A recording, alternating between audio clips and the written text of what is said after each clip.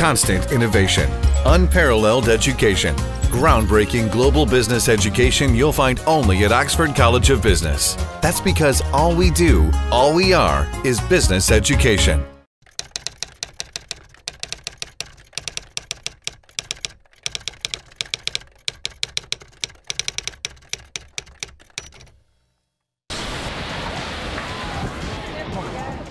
An earthquake of magnitude 9 struck at 6:58 a.m. in the Indian Ocean near the west coast of the Indonesian island of Sumatra, generating giant forces which unleashed a series of killer waves.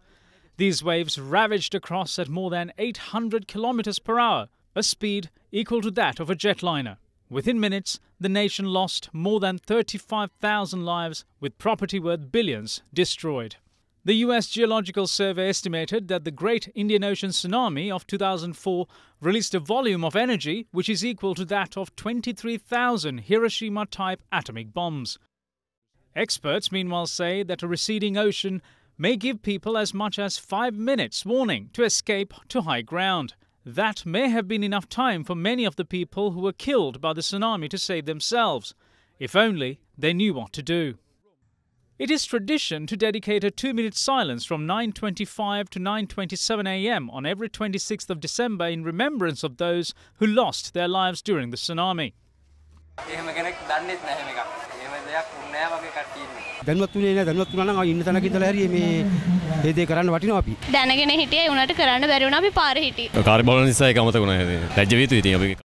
President Maithripala Sirisena, however, observed the 2-minute silence in memory of those who lost their lives to the deadly disaster at the Presidential Secretariat today.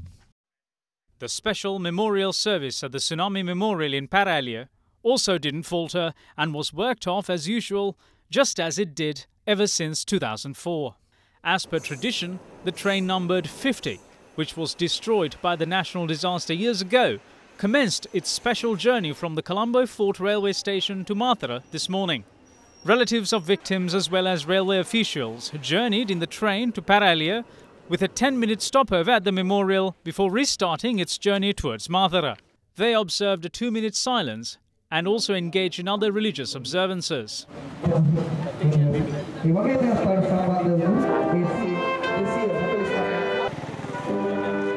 Various other commemoration ceremonies were also organized throughout the island to rekindle the memory of those who fell victim to the deadly disaster.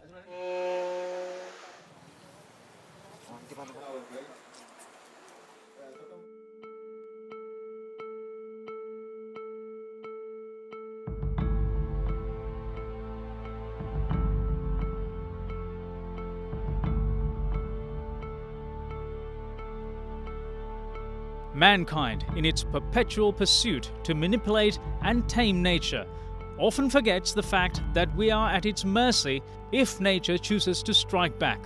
Maybe it is high time for us to adopt the age-old cliché, better be safe than sorry, and do everything necessary to avert another similar disaster, or at least be prepared to mitigate the impact of one.